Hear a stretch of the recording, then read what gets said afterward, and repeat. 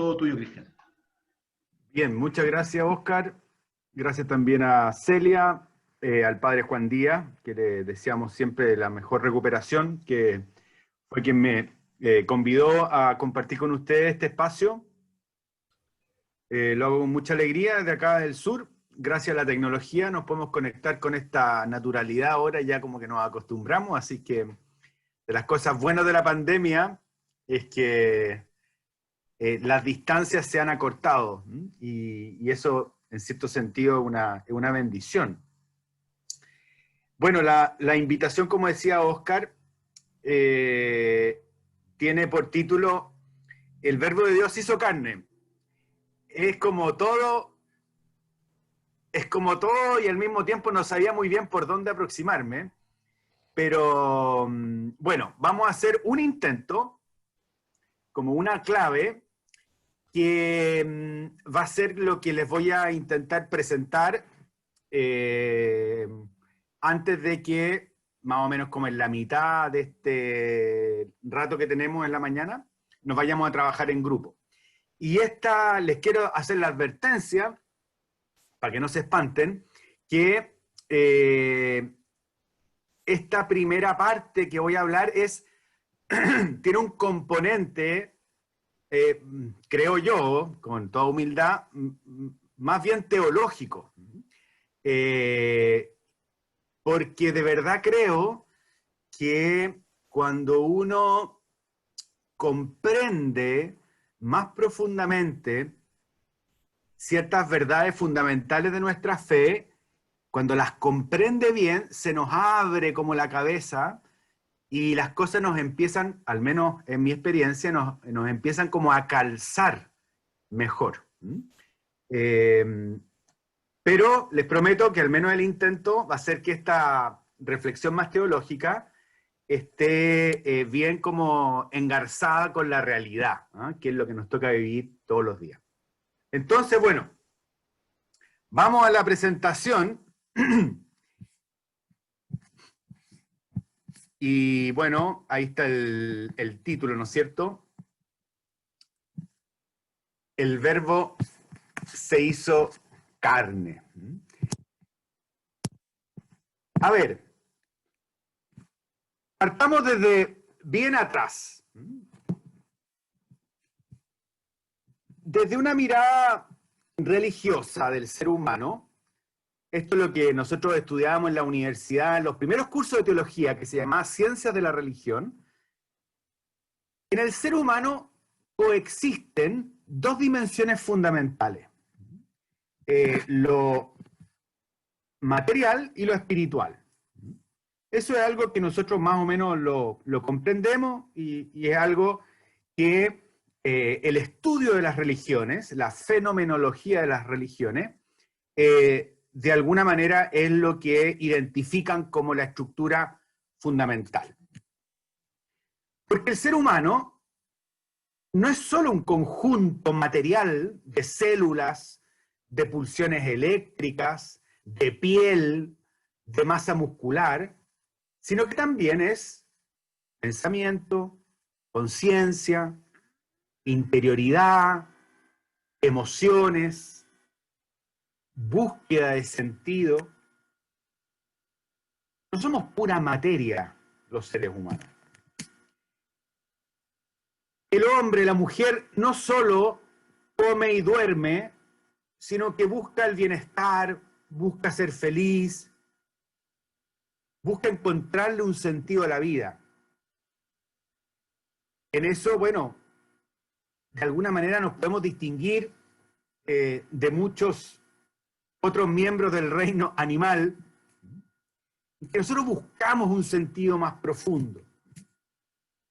Por eso desde siempre el hombre, la mujer se ha preguntado, bueno, ¿de dónde venimos? ¿Qué hay después de la muerte? ¿Qué sentido tiene la vida?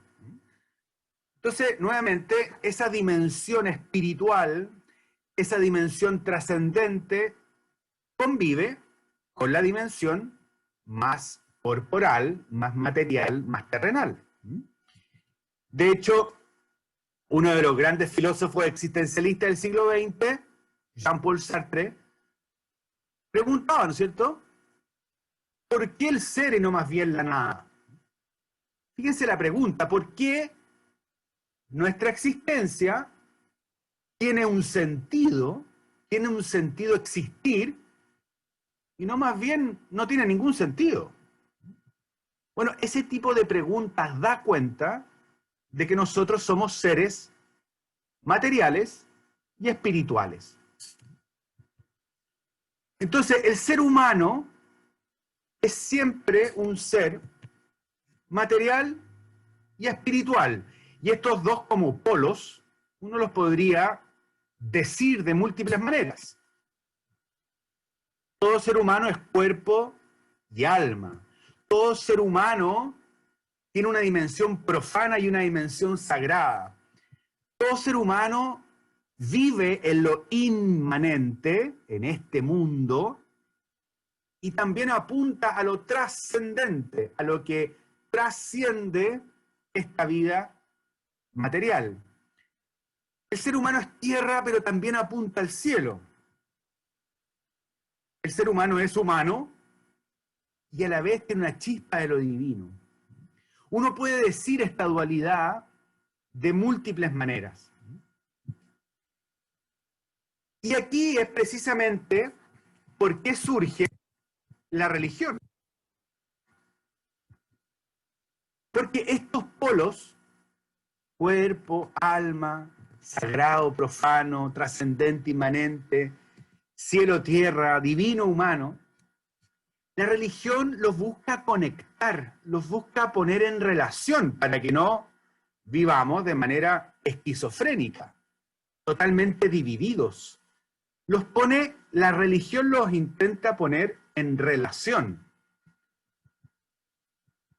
Por eso, una de las definiciones que se da cuando se ha buscado la etimología de religión, una de las de los grandes significados que se le da, una de las grandes raíces es religar, reconectar. Precisamente estas dimensiones, ¿no es cierto? Lo divino y lo humano, el cuerpo y la alma, lo profano y lo sagrado, el cielo y la tierra. Ahora, ¿cómo lo hace la religión? ¿Cómo conecta estas dos dimensiones? ¿Cómo conecta lo que vemos todos los días con aquello que está más allá? Bueno, las religiones, por lo general, lo hacen mediante oraciones, sacerdotes, ritos, que lo que buscan es poner al hombre y a la mujer en contacto con lo sagrado. De esa manera, todas las religiones buscan poner en relación estas dos dimensiones fundamentales del ser humano. Ahora, nosotros sabemos que religiones hay muchísimas, ¿no es cierto? Aquí hay algunas como de los símbolos que identifican a las distintas religiones a nivel mundial.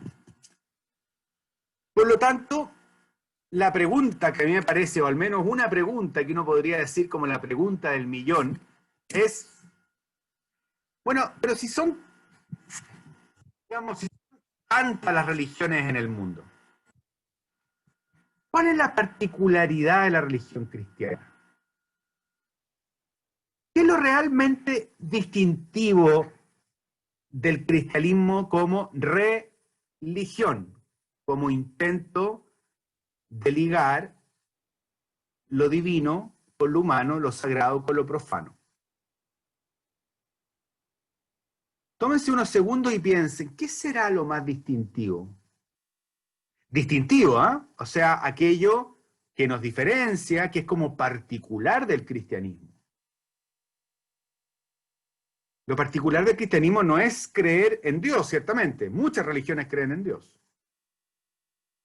Lo particular del cristianismo no es creer en un Dios amor.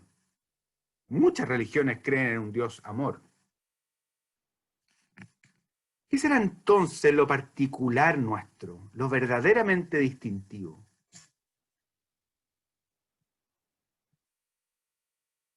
Entonces, cuando pensamos en estas dos dimensiones, y cuando pensamos que las religiones precisamente intentan poner en relación, religar estas dos dimensiones, lo verdaderamente distintivo del cristianismo es Jesucristo. Porque Jesucristo es, voy a poner aquí, es divino,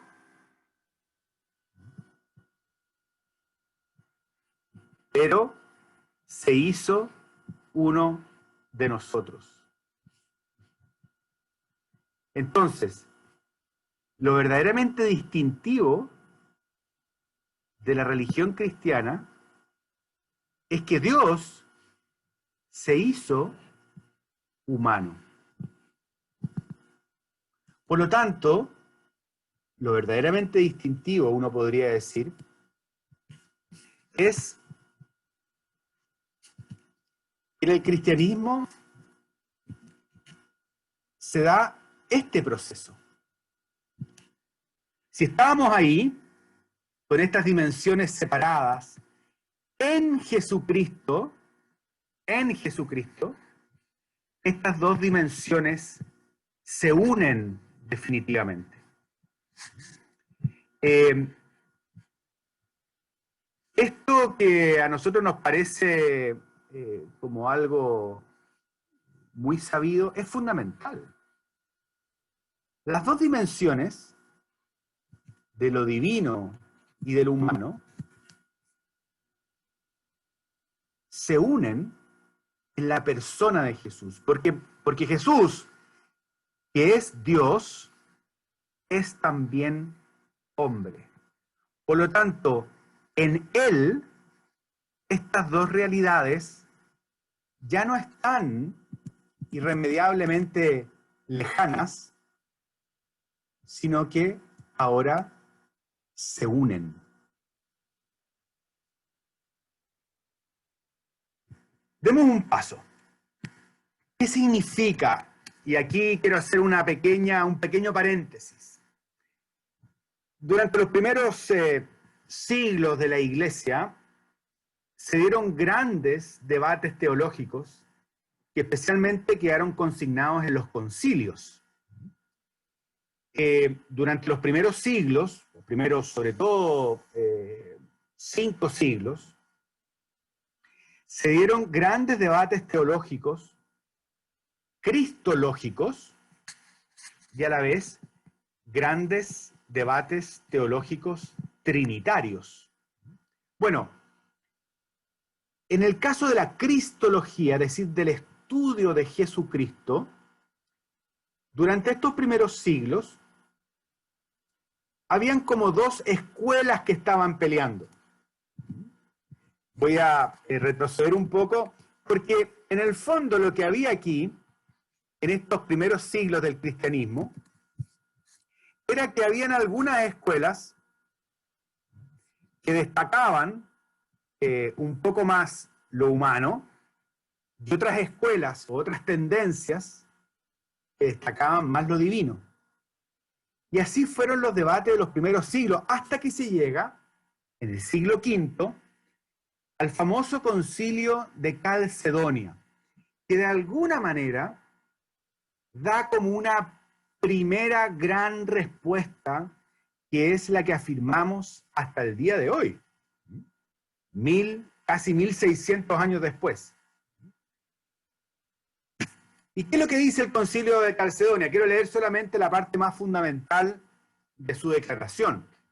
Dice que ha de confesarse a uno solo y el mismo Hijo, nuestro Señor Jesucristo, el mismo perfecto en la divinidad y el mismo perfecto en la humanidad.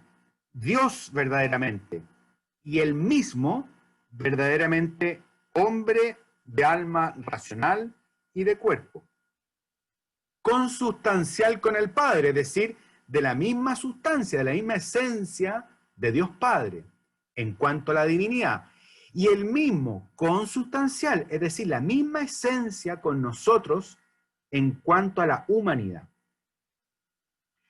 Engendrado del Padre antes de todos los siglos, en cuanto a la divinidad. Y él mismo, en los últimos días, por nosotros y por nuestra salvación, engendrado de María la Virgen, Madre de Dios, en cuanto a la humanidad. Por lo tanto, tenemos que reconocer a uno solo y el mismo Cristo, Hijo, Señor unigénito, en dos naturalezas, divina y humana, ¿no es cierto? Sin confusión, sin confundir la naturaleza, sin cambio, sin división, sin separación. En modo alguno borrada la diferencia de naturalezas por causa de la unión. Fíjese qué importante eso. No porque las dos naturalezas estén en Cristo, se borra, por ser humano, se borra lo divino, o por ser divino, se borra lo humano, sino conservando más bien cada naturaleza su propiedad y concurriendo en una sola persona. Bueno, esto que parece a veces tan denso, tan complejo, es absolutamente fundamental para nuestra fe. Y para allá ojalá que apunte nuestra conversación. Entonces, Jesús, el mismo Jesús, es divino y es humano. Ahora,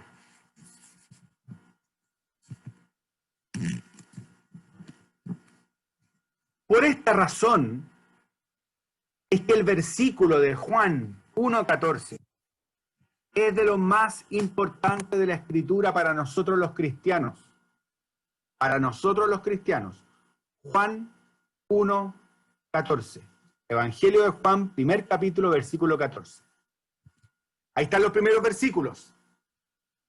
Y ahí está el versículo 14. Y el Verbo se hizo carne y habitó entre nosotros. Así, bueno, es el título de esta conversación. Y a mí por lo menos me hace mucho sentido porque es una piedra absolutamente angular en nuestra fe cristiana. Que ese Dios que está allá arriba no se quedó allá arriba, sino que se hizo uno como nosotros. Acuérdense, que lo divino se unió con lo humano y se unió en Jesús. Esto es absolutamente fundamental, nuevamente, porque a diferencia de las otras religiones, nosotros creemos que lo divino y lo humano ya no están separados irremediablemente, sino que están unidos para siempre en Jesús. Ahora, ¿por qué es tan importante este versículo?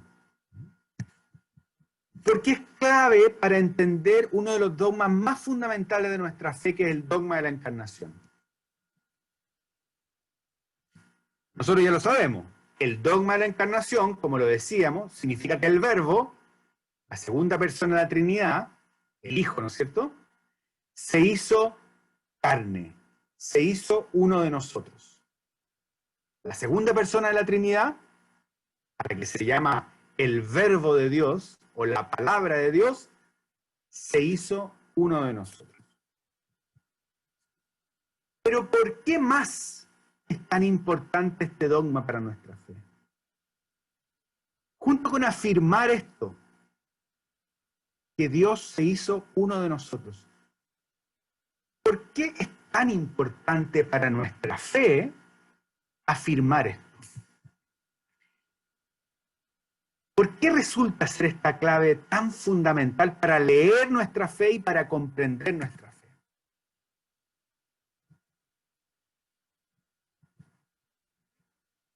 Porque el dogma de la encarnación nos revela que, conociendo al hombre Jesús,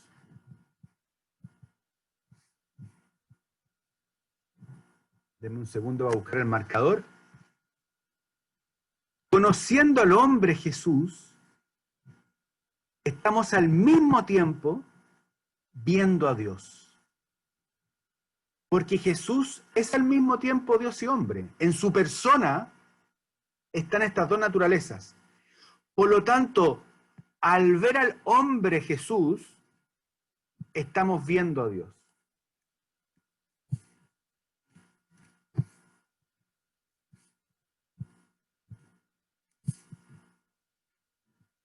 Es decir, que al mirar al hombre, lo humano, lo terrenal, estamos viendo algo de Dios. Lo divino aparece en lo humano, lo celestial aparece en lo terrenal. Esto es fundamental porque entonces para ver a Dios no tenemos que alejarnos de lo humano, sino acercarnos a lo humano. Para caminar a lo divino, a lo santo, a lo celestial, no tenemos que hacernos menos humanos, sino más humanos. Aquí me parece que hay un punto clave. Lo que pasa en Jesús es una clave para entender lo que pasa con nuestra realidad completa. Ya vamos a entender, creo, ojalá, la profundidad de esto.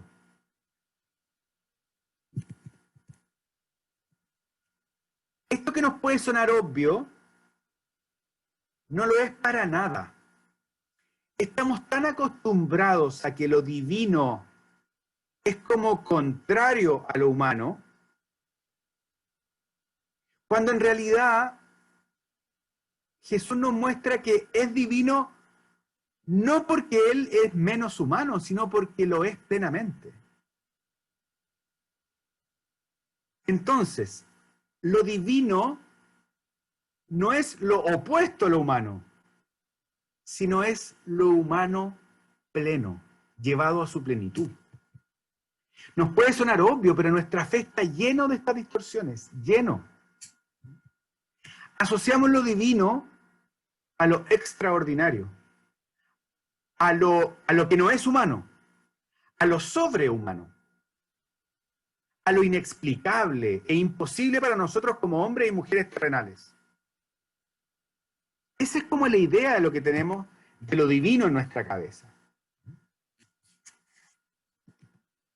Esta idea la tenemos tan introyectada en nosotros que no nos damos cuenta y afecta toda nuestra comprensión y toda nuestra vivencia de la fe.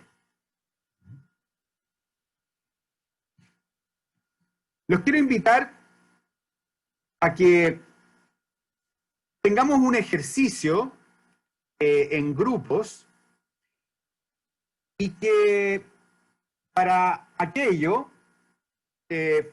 ojalá puedan tener sus Biblias. Primero les voy a explicar bien, con calma, el ejercicio, porque a partir de este ejercicio vamos a poder seguir dialogando. El ejercicio que primero tiene como paso buscar la lectura de Marcos 6, aquí yo estoy con mi Biblia, versículo 30 al 44.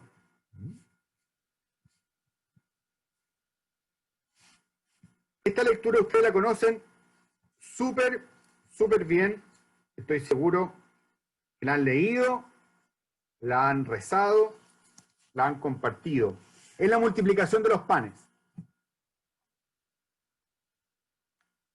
Entonces la idea es que ustedes puedan buscar la lectura y que evidentemente lo primero sea leerla con calma. Léanla una primera vez de corrido y después pueden leerla con calma, parte por parte. Y después me gustaría que en grupos pudieran conversar sobre el milagro de la multiplicación de los panes. Conversen sobre el milagro. ¿Cómo fue ese milagro? descríbanlo, como lo relata, en este caso, el evangelista Marcos, cómo se lo imaginan ustedes,